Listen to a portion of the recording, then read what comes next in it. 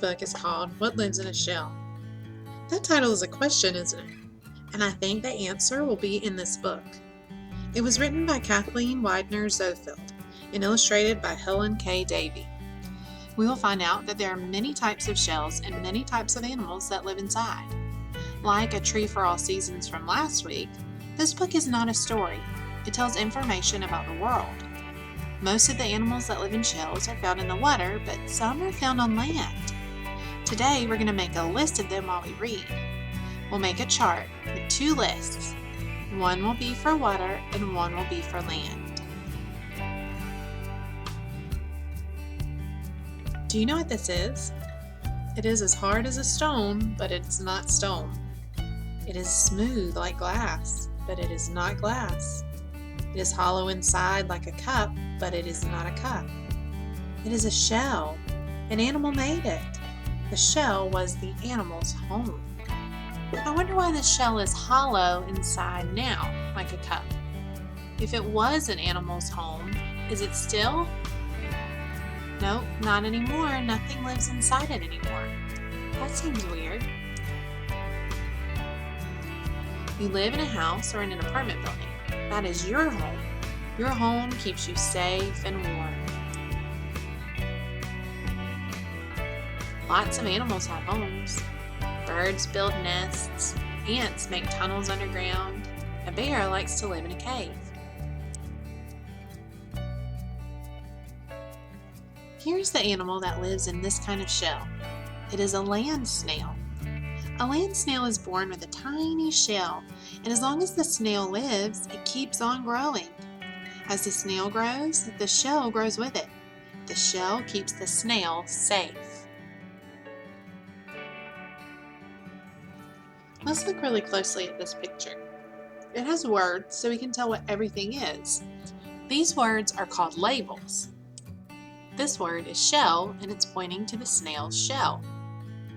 This word is eyes. Here's his head.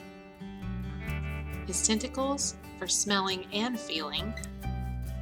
His mouth. And here's his foot. What are some things that the land snail has that people also have? Well, he has eyes and a head and a mouth and a foot. People don't have a shell or tentacles though, do they?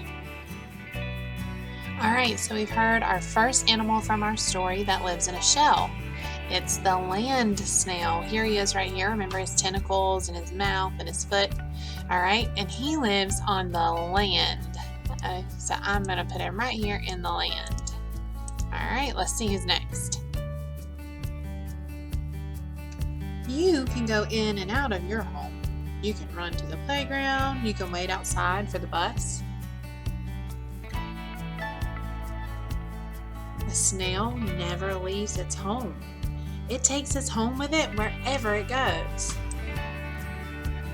We already said snails were different than people because they had tentacles and shells, but how else were they different?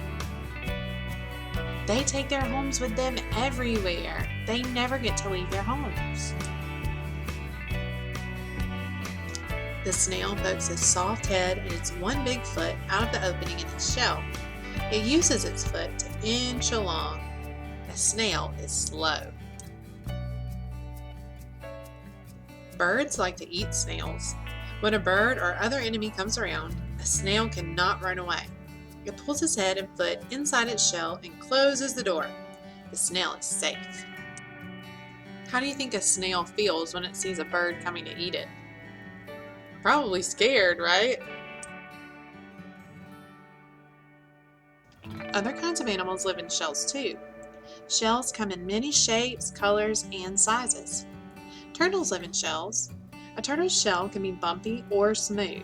Most are rounded on top and flat on the belly.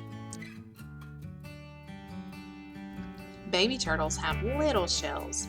As the babies grow bigger, their shells grow bigger. Alright, what do you think? Do you think a turtle likes having to live in a shell? Yes or no? You're going to answer that question later.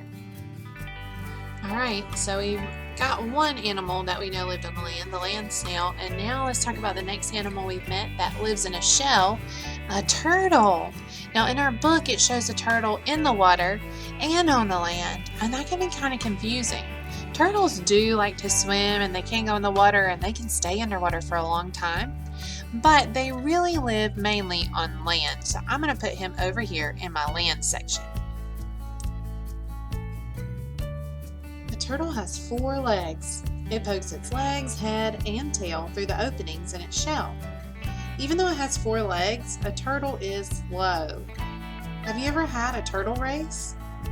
If a frog and a turtle were in a race, who do you think would win? What about a cat and a turtle? If a turtle sees a cat, it may be frightened. It may think the cat wants to eat it.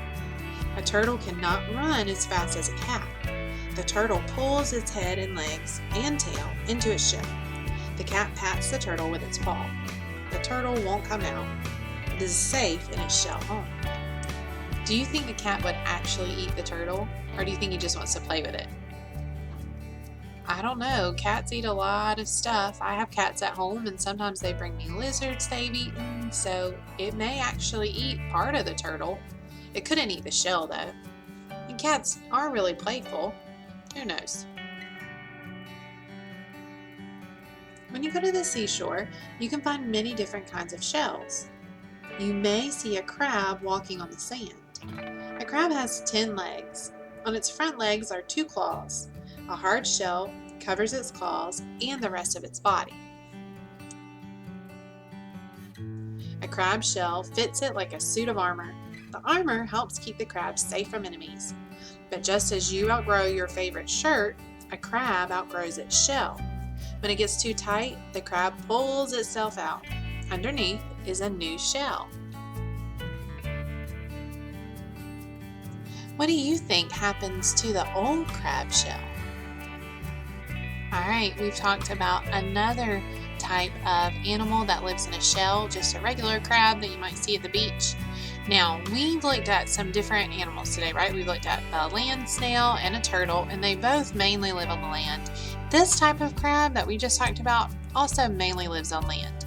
Now, he can go in the water, and he has to stay wet. He has to be close to water, but he mainly stays on the beach and lives almost entirely on land. So we've got 3 animals so far: land snail that lives in a shell, a turtle that lives in a shell, and then the crabs like you see at the beach running around. They also mainly live on land in a shell. I wonder what we'll see tomorrow.